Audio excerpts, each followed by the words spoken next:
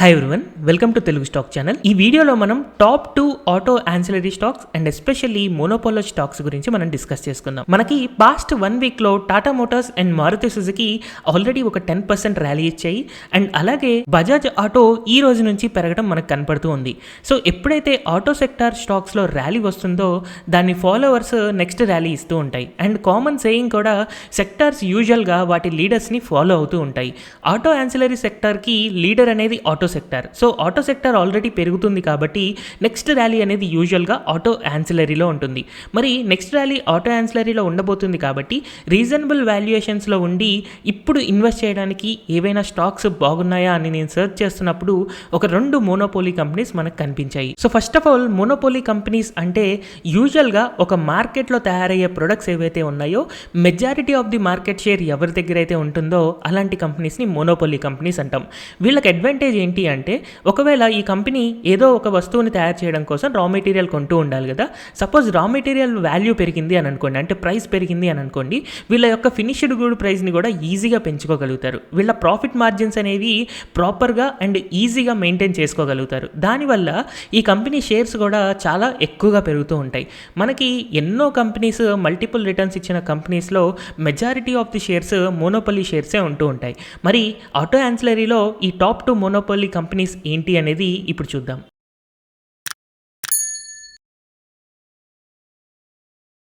So ఇందులో number 1 company braking సిస్టంలోనే number 1 company అనమాట. సో మనకి ఫ్యూచర్లో ఎలక్ట్రిక్ వెహికల్స్ ఉండనివ్వండి, లేకపోతే పెట్రోల్, డీజిల్, బయోఫ్యూయల్ ఏ వెహికల్ ఉన్నా కూడా ఆబ్వియస్గా ప్రతి వెహికల్కి కూడా బ్రేకింగ్ సిస్టమ్ అనేది ఉండాలి. మరి అలాంటి మీడియం అండ్ హెవీ వెహికల్స్ రెండిట్లో కూడా బ్రేకింగ్ సిస్టంలో 80% మార్కెట్ షేర్ ఉన్న కంపెనీ వ్యాప్కో ఇండియా. సో ఈ వ్యాప్కో ఇండియా మనకి truck solutions, trailer solutions, bus solutions and car solutions వీటికి సంబంధించిన బ్రేకింగ్ సిస్టమ్స్ అండ్ సొల్యూషన్స్ అనేది ఇస్తూ ఉంటుంది. సో ఆల్రెడీ మార్కెట్ లో majority of the share 80% of the share వీళ్ళకు ఉంది కాబట్టి ఫ్యూచర్ లో ఆటో సెక్టార్ గ్రోత్ తో పాటు ఈ కంపెనీ యొక్క గ్రోత్ కూడా ఉంటుంది. And more over monopoly stock అవడం వల్ల ఆటో సెక్టార్ గ్రోత్ కంటే కూడా ఇంకా ఎక్కువగా ఈ స్టాక్ యొక్క గ్రోత్ అనేది మనకు కనపడచ్చు. అయితే ఈ కంపెనీ ఫండమెంటల్స్ అబ్జర్వ్ చేయడం కోసం నేను screener.in లో వ్యాప్కో ఇండియా షేర్ ని ఓపెన్ చేశాను.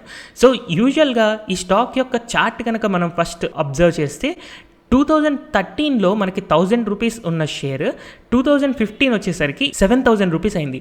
అంటే just 2 ఇయర్స్లోనే 7 times పెరిగిందనమాట.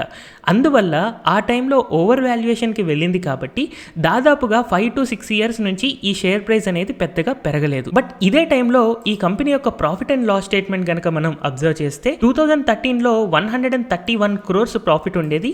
But last year 104 crores profit ఉంది. అంటే ప్రాఫిట్ ఇంకా తగ్గిందనమాట. ఎందుకు అలాగా ప్రాఫిట్ తగ్గింది అని అంటే 2019 వరకు 282 కోట్లు, అంటే ఎవ్రీ ఇయర్ ప్రాఫిట్ పెరుగుతూనే వచ్చింది. బట్ 2020 అండ్ 2021లో because of corona crisis commercial vehicles అనేవి మనకి తక్కువగా మ్యానుఫ్యాక్చర్ అవడం వల్ల దీనికి మార్కెట్ అనేది తగ్గిందనమాట. బట్ ఇప్పుడిప్పుడే మార్కెట్ మళ్ళీ రికవర్ అవుతూ నెక్స్ట్ ఇయర్ ఫైనాన్షియల్ ఇయర్లో 2000 crores సేల్స్ ఎక్స్పెక్ట్ చేస్తూ ఉన్నాం. లాస్ట్ ఇయర్ 1800 crores ఉంది అండ్ నెక్స్ట్ ఇయర్ 2100 crores ఉంది. అంటే ఇప్పుడిప్పుడే నార్మలైజ్ అవుతుందన్నమాట. సో ఇలాంటి నార్మలైజేషన్ అనేది జరుగుతూ ఉంది. అండ్ ఫ్యూచర్లో ఆటో సెక్టార్కి ఎలాగో గ్రోత్ ఉంటుంది. And 80% of the market share breaking సిస్టమ్కి వీళ్ళకే ఉంది కాబట్టి కంపల్సరీగా దీనికి ఫ్యూచర్ గ్రోత్ అనేది ఉంటుంది అని మనం ఎక్స్పెక్ట్ చేసుకోవచ్చు. ఈ స్టాక్ పాస్ట్ 5 to 6 ఇయర్స్లో మనకి పెరగలేదు కాబట్టి లాస్ట్ 5 ఇయర్స్ రిటర్న్స్ లేదా లాస్ట్ 3 ఇయర్స్ రిటర్న్స్ చూసుకుంటే చాలా తక్కువ ఉంది. కానీ బట్ 10 ఇయర్స్ CAGR కనుక మనం అబ్జర్వ్ చేస్తే దాదాపుగా 19% ఉంది. అండ్ టెక్నికల్గా మనం అబ్జర్వ్ చేసాము అని అంటే ఈ స్టాక్ దాదాపుగా 8000 లెవెల్ అనేది గత 6 సంవత్సరాల నుంచి దాటలేదు. కాబట్టి ఎప్పుడైతే 8000 లెవెల్ దాటుతుందో నెక్స్ట్ 1 to 2 ఇయర్స్లోనే ఈ స్టాక్ ప్రైస్ అనేది డబుల్ ఆర్ ట్రిపుల్ అవ్వచ్చు. అయితే ఇప్పటిదాకా ఈ కంపెనీ యొక్క క్వార్టర్లీ రిజల్ట్స్ కానీ యాన్యువల్ రిజల్ట్స్ కానీ కొంచెం డల్గా ఉన్నాయి కాబట్టి ఈ షేర్ ప్రైస్ అనేది కొంచెం గ్రోత్ అనేది తక్కువగా ఉంది. బట్ ఇప్పటి నుంచి గుడ్ క్వార్టర్ అనేది ఎక్స్పెక్ట్ చేస్తూ ఉండడం అండ్ అలాగే కంపెనీ ఆల్మోస్ట్ డెప్ట్ ఫ్రీ అవ్వడం వల్ల ఇప్పటి నుంచి మెట్రిక్స్ అనేవి ఇంకా బెటర్గా అవుతూ షేర్ ప్రైస్ ఫాస్ట్గా ఫాస్ట్గా పెరగడానికి హెల్ప్ చేస్తూ ఉంటాయి. ఇప్పుడు ఒకవేళ ఈ కంపెనీ నార్మలైజ్ అయ్యి 148 EPS కనుక మళ్ళీ జనరేట్ చేయగలిగితే ఇప్పుడున్న కరెంట్ మార్కెట్ ప్రైస్ ఏదైతే ఉందో దానికి సంబంధించిన PBE అనేది కేవలం 35 or 40 లెవెల్లో ఉంటుంది. అదే ఈ కంపెనీకి యూజువల్గా లోయెస్ట్ లెవెల్ ఆఫ్ EPS అనమాట. సో కంపెనీ ఎప్పుడైతే బెటర్ అవుతుందో ఆ EPSని మళ్ళీ 70-80 రీజియన్కి వచ్చినా సరే ఈ షేర్ వాల్యూ అనేది దాదాపుగా 13,000 నుంచి 20,000 వరకు పెరగడానికి స్కోప్ ఉంది. మేబీ ఇలాంటి పాజిటివ్స్ అన్నీ చూసే డిఐఐస్ అనేవాళ్ళు చాలా ఎక్కువ ఎడిషన్ చేసుకుంటూ ఉన్నారు ఈ షేర్స్. సో ప్రమోటర్స్ హోల్డింగ్ అనేది దాదాపుగా 77%, అంటే మ్యాక్సిమం ప్రమోటర్స్ చేతిలోనే ఉంది. అండ్ 14% వరకు డిఐఐస్ బై చేసుకున్నారు. అంతకుముందు టైం ఫ్రేమ్ మనం చూసుకుంటే 9-12% ఉండే డిఐఐస్ రీసెంట్ టైం ఫ్రేమ్లో లాస్ట్ క్వార్టర్లో అండ్ అంతకుముందు క్వార్టర్లో 14% వరకు వీళ్ళ ఇన్వెస్ట్మెంట్ అనేది ఇంక్రీజ్ చేసుకున్నారు. And more over public investment ఒకప్పుడు 13% వరకు ఉండేది, యాజ్ ఆఫ్ నౌ 8% ఉంది.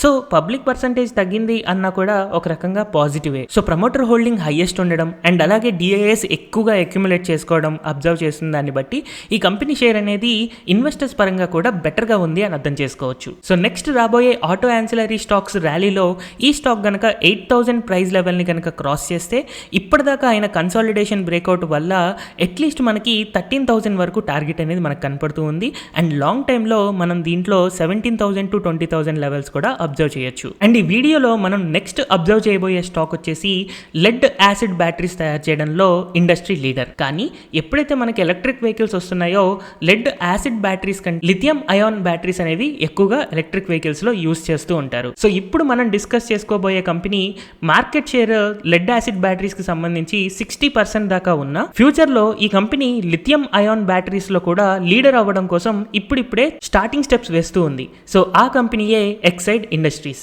దాదాపుగా 75 years హిస్టరీ ఉన్న ఎక్సైడ్ ఇండస్ట్రీస్ గ్లోబల్ గా automotive batteries, industrial batteries, inverter batteries, solar solutions, genset batteries, submarine batteries, home UPS and ఈ రిక్షాస్ ఆల్రెడీ తయారు చేస్తూ ఉంది.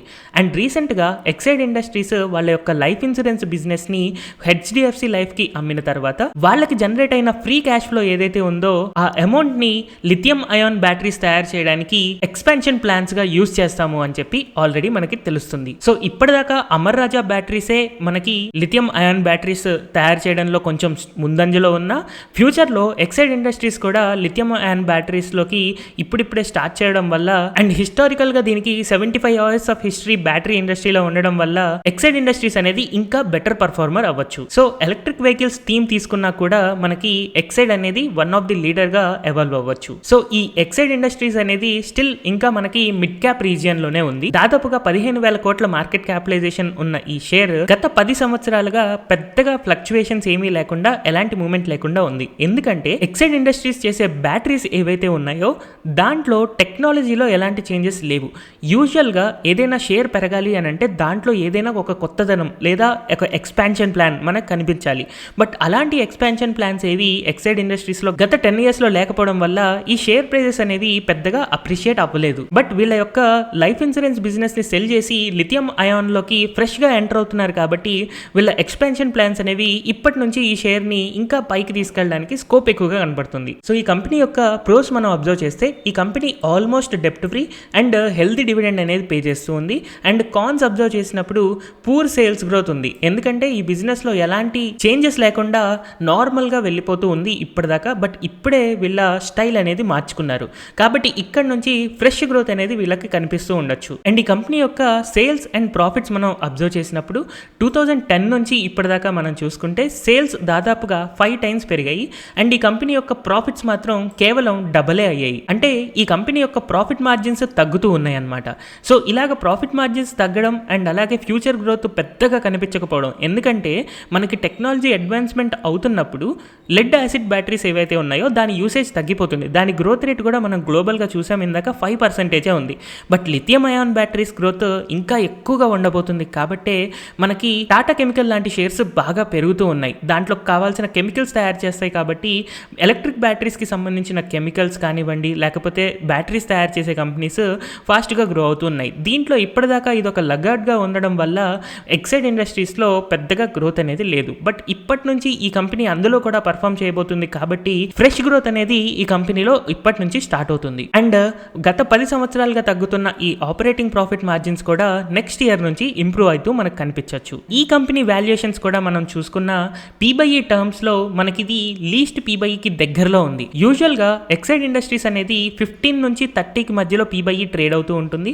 యాజ్ ఆఫ్ నో 18 రూపీస్ దగ్గరలో ఉండడం వల్ల మనం 18 పీబైఈలో బై చేసి 30 పీబైఈలో సెల్ చేసినా కూడా మనం దాదాపుగా డబుల్ రిటర్న్స్ ఎక్స్పెక్ట్ చేయొచ్చు. అయితే నెక్స్ట్ రాబోయే ఆటో యాన్సిలరీ స్టాక్ యొక్క ర్యాలీ ఏదైతే ఉందో దాంట్లో ఈ రెండు stocks Wabco India and Exide Industries participate చేయడం ద్వారా మనకి నెక్స్ట్ కమింగ్ ఇయర్స్ లో డబుల్ టు ట్రిపుల్ రిటర్న్స్ ఈ స్టాక్స్ లో మనం ఎక్స్పెక్ట్ చేసుకోవచ్చు. అయితే ఒకవేళ మీరు కరెక్ట్గా బ్రేక్అవుట్ వచ్చిన తర్వాత కనుక బై చేయాలి అని అనుకుంటే యూజువల్గా ఈ ఎక్సైడ్ ఇండస్ట్రీస్ని 220 పైన కనుక ఏదైనా మంత్లీ చార్ట్ క్లోజ్ అయింది అని అనుకున్నప్పుడు అప్పటి నుంచి మనకి ఒక షార్ప్ ర్యాలీ అనేది రావచ్చు. సో ఒక ట్రేడర్ లాగా ఆలోచిస్తే ఈ స్టాక్ని 220 పైన బై చేసుకుంటే ఇమ్మీడియట్ రిటర్న్స్ అనేవి మనకి వస్తూ ఉంటాయి. యాజ్ అన్ ఇన్వెస్టర్ మనం 160 నుంచి 180 లెవెల్స్లో ఇన్వెస్ట్ చేస్తూ ఉండొచ్చు. అండ్ అలాగే వ్యాప్కో ఇండియా అనేది 8300 రేంజ్ పైన ఎప్పుడు క్లోజ్ అవ్వలేదు కాబట్టి ఎప్పుడైతే 8300 లెవెల్ పైన క్లోజ్ అవుతుందో అప్పుడు మనం షార్ప్ ర్యాలీ ఎక్స్పెక్ట్ చేయొచ్చు.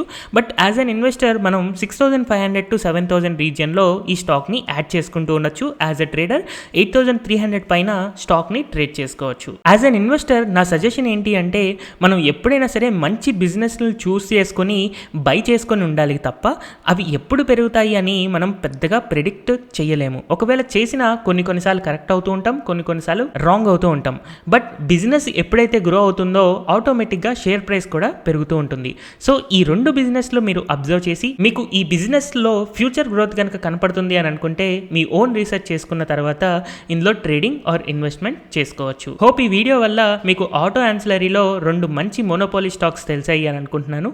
Thank you everyone for watching this video.